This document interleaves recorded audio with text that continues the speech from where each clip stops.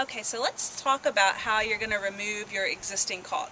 You're just going to get a utility knife or a box cutter and score the caulk. Just put a little cut on either side of it, and then you're just going to pull it out with that knife or with a putty knife or, I don't know, a butter knife, whatever you want to use. And that comes out pretty easily. And then this probably isn't the right way to do it, but this is the Lindsay way to do it. You put the blue painter's tape on both sides of where you're going to add in your new caulk so that your lines are straighter, because you know I love that blue tape with the straight lines. So after you do that, you have two options. If you have a pretty big gap, you can pick up something at the store called caulk backer rod, and it is basically just like little black round foam something, and you just insert it into your hole, and then you'll use a product like this DAP Dynaflex 230, which is a great all-purpose indoor-outdoor caulk, and you are going to just caulk it and smooth it out, and then you'll be able to paint it. Because my gap isn't that big, I'm going to use a different product, which Zach is going to hand to me. Thank you, sir. I'm going to use this product that's called DAP Tex Plus, and it has a little spray straw type dealie, and that's how we're going to apply it, and it's actually pretty easy. You just shake it up, and then when you're ready, you just start spraying. Oh, I need my safety glasses. Safety first.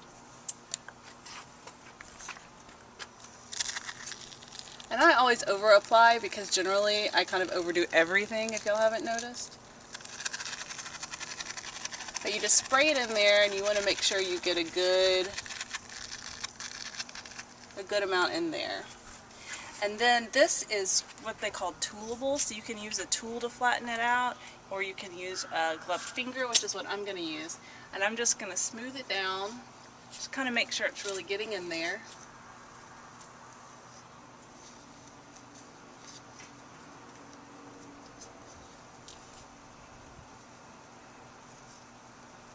And then, once you're satisfied with it, it's kind of like whipped cream. You'll just pull the painter's tape.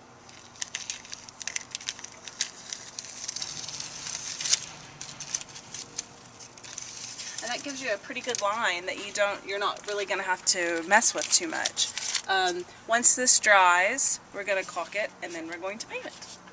Okay, now that the DAP Tex Plus foam sealant has dried, I've gone back and retaped with my painter's tape another clean edge here so that I can apply some caulk over the DAP Tex Plus. You probably could leave it just like this. It is paintable, but I wanted to go ahead and do some caulk on top of it so it's a nice smooth surface. I'm using the Dynaflex 230 by DAP, which is a great interior or exterior caulk, and it is waterproof and it is paintable and it's good stuff. So I'm just going to put it in my caulk gun and cut a little piece off the edge here and just start my bead.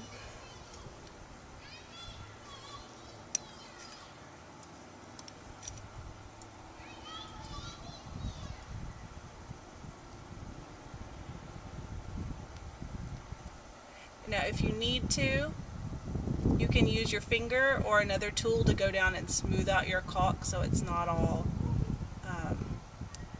rippled like this.